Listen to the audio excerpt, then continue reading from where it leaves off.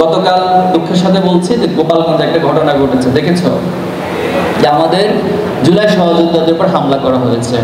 আমরা খুব স্পষ্টভাবে বলছি, ছাত্র শিবির আদর্শিক জায়গা থেকে অথবা রাজনৈতিক প্রেক্ষাপটে এক একজনের সাথে ডিবেট থাকতে পারে, ভিন্ন মত থাকতে পারে, ভিন্ন কথা থাকতে পারে, কিন্তু জুলাই যোদ্ধা যারা অথবা জুলাই যারা আমাদের সহযোদ্ধা, তাদের উপর যদি কোনো থ্রেড আসে, কোনো আক্রমণ আসে, সেক্ষেত্রে ছাত্র শিবির বসে থাকবে না। আমরা আমাদের সকল জুলাই সহযোদ্ধাদের পাশে দাঁড়াবো ইনশাআল্লাহ। এবং কালকের এই ঘটনা প্রমাণ করে বাংলাদেশ থেকে ফ্যাসিবাদ এখন নির্মূল হয়নি, চারপাশে ফ্যাসিবাদ বসে আছে। এই ফ্যাসিবাদকে নির্মূল করে তোমাদের হাত ধরে ছাত্র শিবির চায় এমন একটা প্রজন্ম তৈরি হোক যারা সৎ হবে, দক্ষ হবে, দেশপ্রেমিক হবে। দেখো, তুমি আমার সাথে ছাত্র শিবির করো, এই কথার সাথে তোমাকে একমত হওয়ার দরকার নাই, কিন্তু ছাত্র শিবির তোমাকে যে মেসেজটা দিচ্ছে তুমি সৎ হবা, এটার সাথে তুমি আমার সাথে একমত হবা। তুমি দক্ষ হয়ে গড়ে ওঠো, নিজেকে এই সমাজের কাছে নিজেকে তুলে ধরো, একটা ফ্যাক্টর হিসেবে নিজেকে তৈরি করো যে তোমাকে ছাড়া এই সমাজ চলবে না, তোমাকে ছাড়া এই রাষ্ট্র চলবে না, এই পৃথিবী চলবে না তোমাকে ছাড়া। তুমি এমন একটা জায়গায় নিজেকে নিয়ে যাও, এটা হইতে তো তোমার সমস্যা নাই। তুমি নিজেকে দেশপ্রেমিক হিসেবে গড়ে তোলো। দেশপ্রেমিকের বয়ান আমরা অনেক শুনেছি, অনেক বয়ানে শুনেছি দেশপ্রেমিকের কথা, কিন্তু আলটিমেটলি এই দেশপ্রেমিকের বয়ান তুলে, ফেনা তুলে এই দেশের চরম ক্ষতি করেছে বিগত সময়গুলোতে। আজকে ছাত্র রাজনীতির নামে যা চলছে, ছাত্র শিবির এটা উত্তরণ চায়। ছাত্র রাজনীতি মানে এখানে বিষোদাগার, একদল বক্তব্য দিতে আসছে, আরেক দলকে গালাগালি না করলে তার বক্তব্যই হয় না, এরকম একটা পরিস্থিতি। আজকে কি এখানে এখন পর্যন্ত কোনো বক্তা অন্য কোনো দলকে ইন্ডিকেট করে অথবা অন্য কোনো দলের নাম নিয়ে কোনো কথা বলেছে? This is the difference. আমি মাঝখানে মালয়েশিয়া এবং তুর্কি সফরে গিয়েছিলাম, তো ওখানকার যারা ইউথ লিডার্স, স্টুডেন্ট লিডার্স, এদের সাথে একটা লম্বা সময় কথা হয়েছে। ওদেরকে জিজ্ঞেস করলাম যে আপনারা কি আপনাদের যখন বক্তব্য দেন একদল আরেক দলকে গালিগালাজ করেন কিনা, স্ল্যাং ইউজ করেন কিনা, অথবা বিষোদাগার করেন কিনা?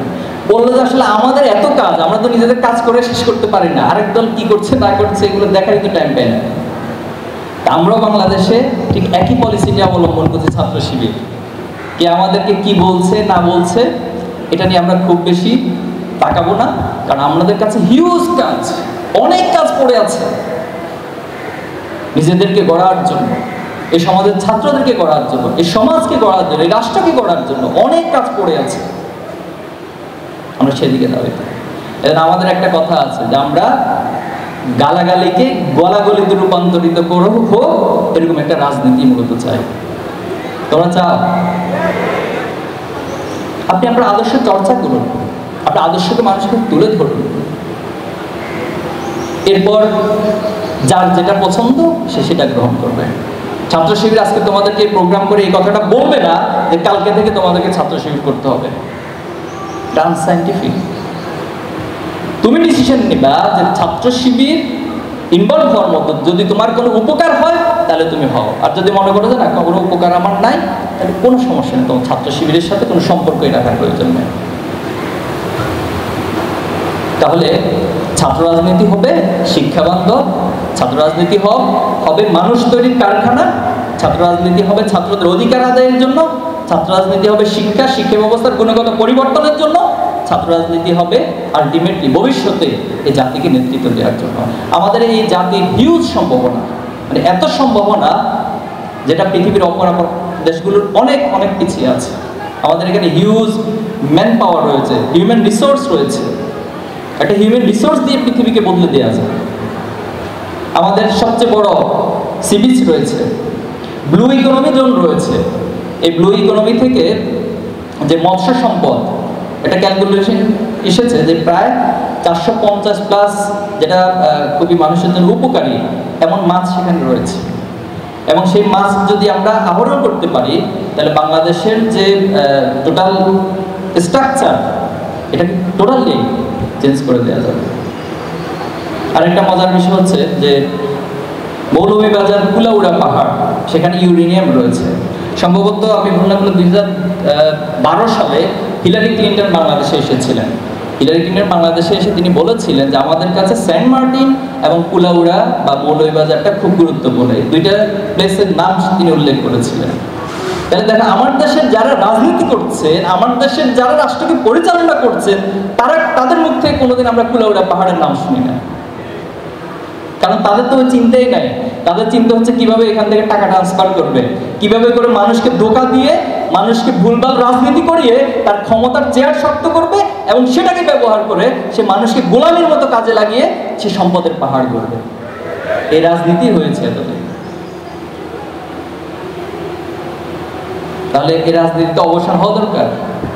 আমরা সংসদ সদস্যদেরকে দেখতাম, মানুষের এত কষ্ট অর্জিত টাকা, আমার দেশের খেটে খারাপ মানুষগুলোর টাকা দিয়ে সংসদ চলে, সেখানে গিয়ে তারা গান গায়, গান করেন, উৎসব করেন, হাসি তামাশা করেন।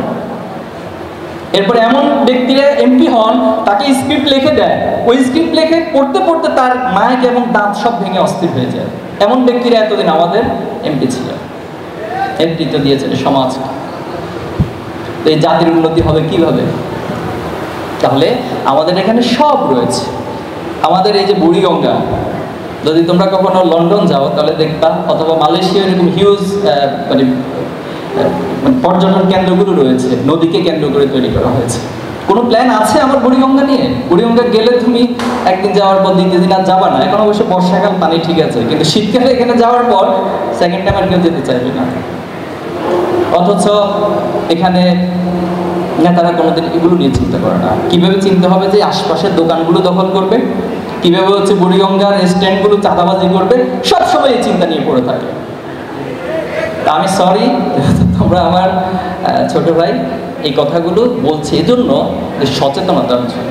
আমাদের গ্যাপটা কোথায় হচ্ছে আসলে? গ্যাপটা হচ্ছে এই দেশে সব আছে, সুন্দর একটা বাগান আছে, কিন্তু বাগানের ভালো মালি নেই। এখানে চমৎকার একটা জাহাজ আছে, চমৎকার একটা শিপ আছে, কিন্তু সে শিপ চালানোর মতো ভালো নাবিক নেই। তাহলে সেই নাবিক, সেই মালিক এই বিশ্ববিদ্যালয়ে যারা পড়ছে তাদেরকে তৈরি করতে হবে। আমাদের প্রত্যেকটা রিসোর্স, প্রত্যেকটা সম্ভাবনাকে কিভাবে করে কাজে লাগানো যায়, এই চিন্তা বিশ্ববিদ্যালয়ে বসে তোমাকে গবেষণা করতে হবে। কুলাউড়া পাহাড়ে যে ইউরেনিয়াম রয়েছে, সেই ইউরেনিয়ামকে কিভাবে তুমি বাংলাদেশের জন্য কাজে লাগাতে পারো, এখান থেকে বসে তোমাকে সেই গবেষণার ক্ষেত্র প্রস্তুত করে দিতে হবে। এটাই আমাদের দাবি সরকারের কাছে। তাহলে কি আমরা সৎ দক্ষতা আসবে হবো? এই কথার সাথে একমত হবো সবাই? আমার সর্বশেষ কথা বলে শেষ করছি। এই যে তোমার বিশ্ববিদ্যালয় লাইফে তুমি অনেক চ্যালেঞ্জের মধ্য দিয়ে যেতে হবে। শয়তান তোমাকে অসুস্থ দেবে, তোমার কিছু খারাপ বন্ধু তোমাকে হয়তো ভুল পথে পরিচালিত করতে পারে, যেন সতর্ক থাকা। আর তুমি যদি তোমার আলটিমেট জায়গায় পৌঁছতে চাও, সে জায়গায় পৌঁছার জন্য তোমাকে মৃত্যুর অনুভূতি রাখতে হবে। সবসময় মৃত্যুর অনুভূতিকে লালন করতে হবে, কারণ মৃত্যুর অনুভূতি মানুষকে অনেক খারাপ কাজ থেকে বাঁচিয়ে দেয়। তুমি যদি ফিল করো আজকের দিনটা তোমার শেষ দিন, তাহলে নিঃসন্দেহে আজকের দিনটা তোমার বেস্ট দিনও হবে। এরকম যদি তুমি মনে করো যে আগামীকাল আমার শেষ দিন, তাহলে আগামীকালই তোমার জীবনের বেস্ট দিন হবে। এই চিন্তাটা রাখা। আরেকটা চিন্তা রাখতে হবে হচ্ছে যে আমাকে সব কাজের একটা জবাবদিহিতা কিন্তু করতে হবে। কোনো কাজের এমনি এমনি হবে না। পৃথিবীর প্রত্যেকটা অ্যাকশনের একটা রিয়াকশন থাকে। তুমি এই দুনিয়াতে ভালো কাজ করবা, এটা অবশ্যই তোমাকে পরবর্তীতে রিওয়ার্ড দেওয়া হবে। আর যদি খারাপ কাজ করো, তোমাকে পানিশমেন্ট দেওয়া হবে। এই বিশ্বাসের উপরেই মূলত তোমাকে চলতে হবে। আরেকটা পয়েন্টে বলতে চাই যে তাকওয়ার জায়গা, আল্লাহর ভয়। আমরা যা কিছু করছি এটা রেকর্ড হচ্ছে। কিরামান কাতিবিনা ইয়ালামুনা মা তাফআলুন। যা করছি সব কিছু রেকর্ড হচ্ছে। হয়তো আমার বাবা দেখেন না আমার অনেক কিছু, আমার মা দেখেন না, আমার শিক্ষক দেখেন না, কিন্তু কিরামান কাতিবিন সেটা অটোমেটিক রেকর্ড করছে এবং আল্লাহ তাআলা সব সময় আমাকে দেখছেন। এই অনুভূতিটা মনের মধ্যে লালন করা। শুধু এখানেই শেষ না, কাল কিয়ামতে আমাকে বলা হবে ইকরা কিতাবাকা কাফা বিনাফসিকা আল-ইয়াওমা আলাইকা হাসিব। আজকে তুমি তোমার হিসাব গ্রহণের জন্য যথেষ্ট। এবং যখন মানুষ হিসেবে আমরা নিজেকে ডিফেন্স করার চেষ্টা করবো, আমরা বলবো যে আল্লাহ আমি তো এটা করি নাই, এটা আমার নামে ভুল লেখা হয়েছে, তখন আল্লাহ তাআলা আরেকটা আয়াত দিয়ে সেটাকে বলবেন যে আল-ইয়াওমা নাখতিমু আলা আফওয়াহিহিম ওয়া তুকাল্লিমুনা আইদিহিম ওয়া তাশহাদু আরজুলুহুম বিমা কানু ইয়াকসিবুন। আজকে তোমার হাত সাক্ষ্য দেবে। একটু চিন্তা করো তো, কাল কিয়ামতের দিন যদি এই হাত সাক্ষ্য দেওয়া শুরু করে, এই হাত দিয়ে কখন কোথায় কি কাজ করেছি, এই পা যদি সাক্ষ্য দেওয়া শুরু করে, এই পা দিয়ে কখন কোথায় কি কাজ করেছি, তাহলে সেটা আমার জন্য কতটা ভয়ানক হয়ে যাবে। তাহলে এই অনুভূতিগুলোর মধ্য দিয়ে আমার যে চ্যালেঞ্জগুলো রয়েছে, সেই চ্যালেঞ্জ আমি মোকাবিলা করব। আমি আবারও তোমাদেরকে ভবিষ্যতে